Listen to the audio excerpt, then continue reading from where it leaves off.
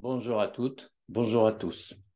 J'ai le plaisir de vous présenter aujourd'hui une nouvelle leçon sur les modèles ARIMA que nous allons appliquer à une étude de cas relative à la dynamique de l'inflation aux États-Unis. Et donc, nous allons essayer de modéliser l'indice des prix à la consommation, ce qu'on appelle le Consumer Price Index. La première étape de cette modélisation consiste dans une première étape, à explorer la représentation graphique de ce Consumer Price Index. Comme le montre la représentation graphique suivante, sur un échantillon des données qui s'étale de 2009 à 2020, 2021, nous sommes en présence d'une variable qui révèle une tendance haussière. Donc, nous allons mobiliser l'algorithme de Box and Jenkins pour identifier le processus générateur de cette série temporelle et, le cas échéant, pour en faire la prévision. Je rappelle que l'algorithme de Box and Jenkins consiste en 4 étapes: identification, estimation, validation et puis prévision.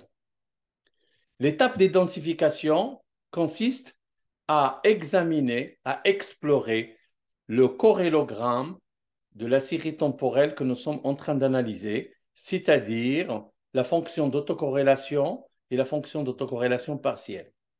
Et effectivement, l'examen du corrélogramme du Consumer Price Index, le CPI, montre un pic significatif au retard 1 de la fonction d'autocorrélation partielle, ce qui plaide en faveur d'un processus autorégressif d'ordre 1, c'est-à-dire un AR1.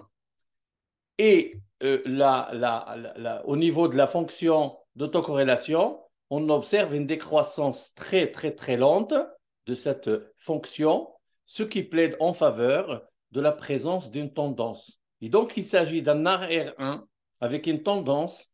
Et donc, on peut émettre l'hypothèse selon laquelle le Consumer Price Index contient une racine unitaire dans sa structure. Pour le savoir, il faut recourir à des tests de racines unitaires et nous allons utiliser le test de racine unitaire le plus largement utilisé dans les études empiriques. C'est le test Augmented Doppler. Et au fait, dans les trois modèles, dans les trois modèles, le premier avec une constante, avec une tendance linéaire, le deuxième avec une constante, et le troisième sans constante, sans tendance linéaire, on voit bien que toutes les probabilités associées à l'hypothèse nulle de la présence d'une racine unitaire sont largement supérieures à 0,05, sont très proches de 1, ce qui plaide en faveur de la présence d'une racine unitaire dans la structure du Consumer Price Index. Et donc, il faut éliminer cette tendance stochastique, cette racine unitaire, pour rendre la série temporelle CPI stationnaire, ce qui nous permettra ensuite de déployer l'algorithme de Box and Jenkins. Et donc, nous allons effectuer une transformation, et cette transformation consiste en l'application du filtre de différence première sur la série temporelle CPI, c'est-à-dire nous aurons delta CPI est égal à delta CP à l'instant t moins CP à l'instant t moins 1. Et donc le graphique suivant de cette CPI en différence première montre que nous avons éliminé la tendance haussière, mais on récupère une série que vous observez est très volatile. En particulier, il y a une chute ici en 2014 à la suite de la chute des prix internationaux du pétrole, et une autre ici, une chute spectaculaire en 2020 à cause de la crise du Covid. Et donc, une fois avoir stationnarisé la série de CPI, nous allons examiner son corrélogramme pour entamer l'étape d'identification. Et donc, dans ce corrélogramme, on observe des pics significatifs au niveau de la fonction d'autocorrélation au retard 1 et au retard 3, et au niveau de la fonction d'autocorrélation partielle au retard 1 et 2. Et donc, nous allons proposer 2 ou 3 modèles, et ensuite, nous allons les comparer pour essayer de sélectionner le meilleur modèle qu'on va utiliser pour effectuer la prévision. Donc, nous proposons 3 modèles que nous allons estimer. Donc, le premier modèle, c'est le modèle ARMA 1.1. Le deuxième modèle, c'est un ARMA AR2 M1. Et le troisième, c'est un AR1 MA3, troué, parce qu'il n'y a pas le MA2, il n'y a pas le MA1. Et donc, premièrement, il faut voir est-ce que tous les coefficients estimés sont significatifs.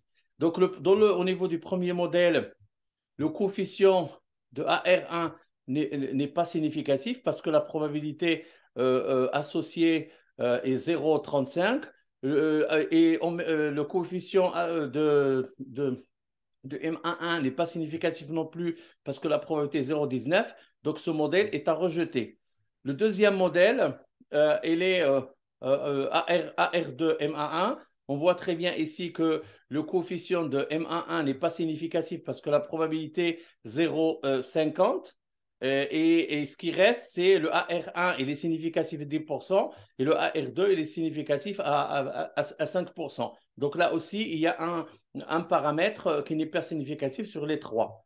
Et donc, il nous reste le dernier modèle, et ce dernier modèle, c'est AR1 MA3, et on voit bien ici que les probabilités associées à l'hypothèse nulle de nullité des coefficients de AR1 et de MA3, et ces probabilités sont strictement inférieures à 0,05, et donc les coefficients sont significativement différents de 0.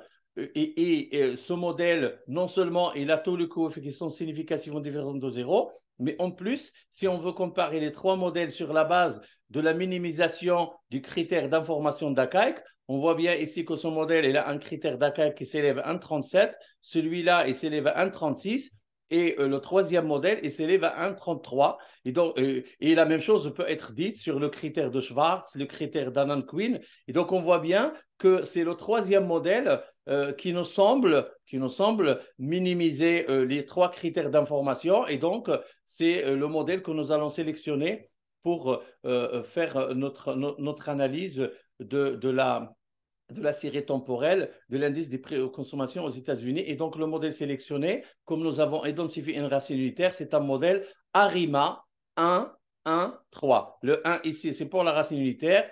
Le 1 là, c'est pour la partie autorégressive, et le 3, c'est pour la partie moyenne mobile.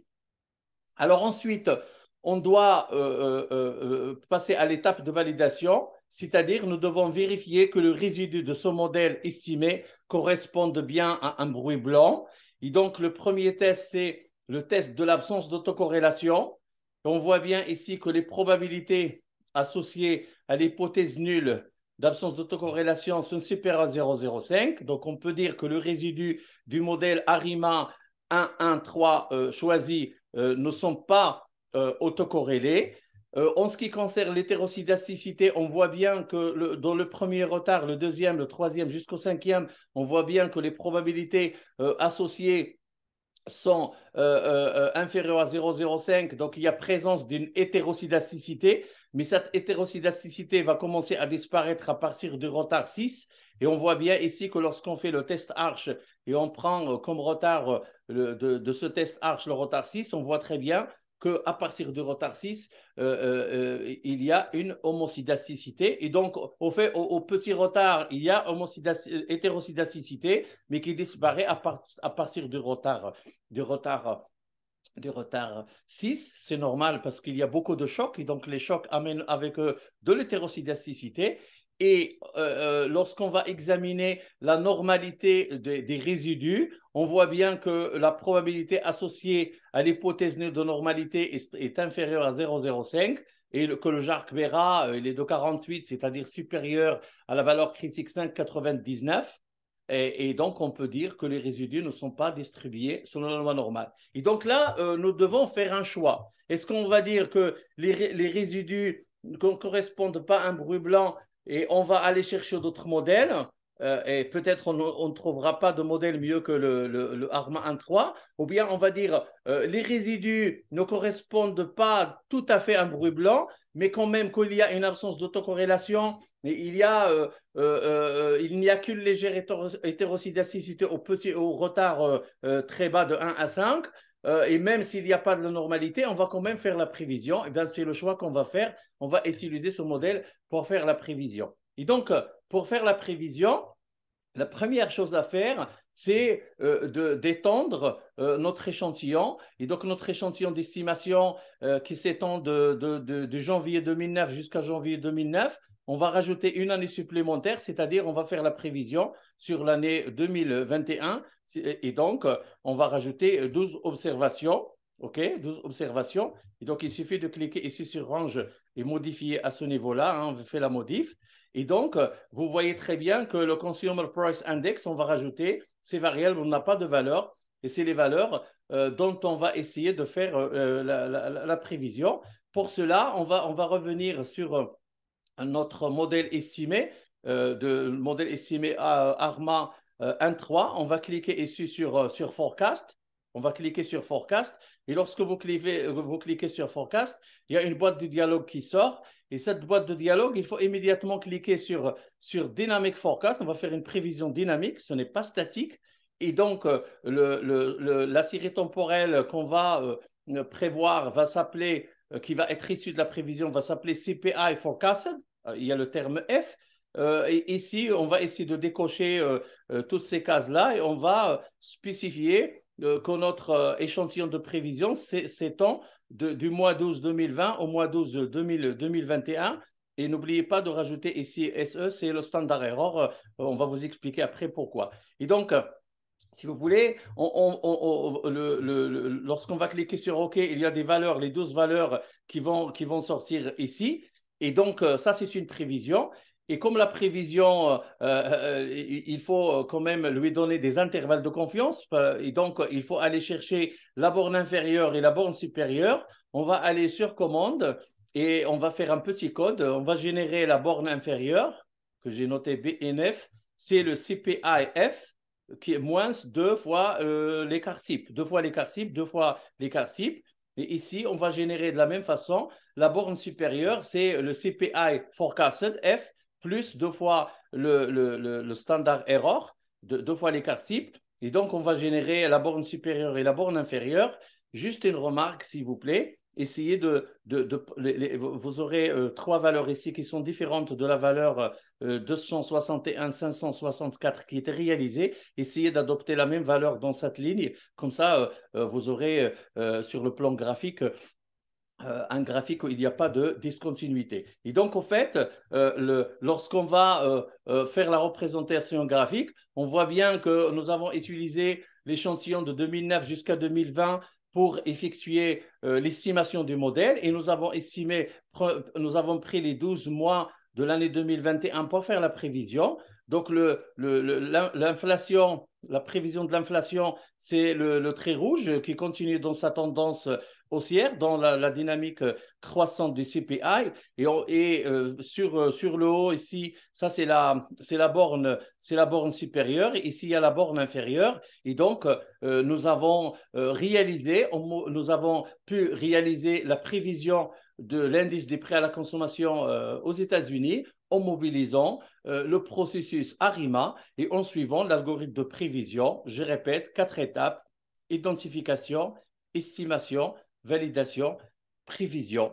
Je vous ferai une autre suite de cas sur le modèle ARIMA dans la leçon prochaine. Merci de votre attention et à bientôt. Au revoir.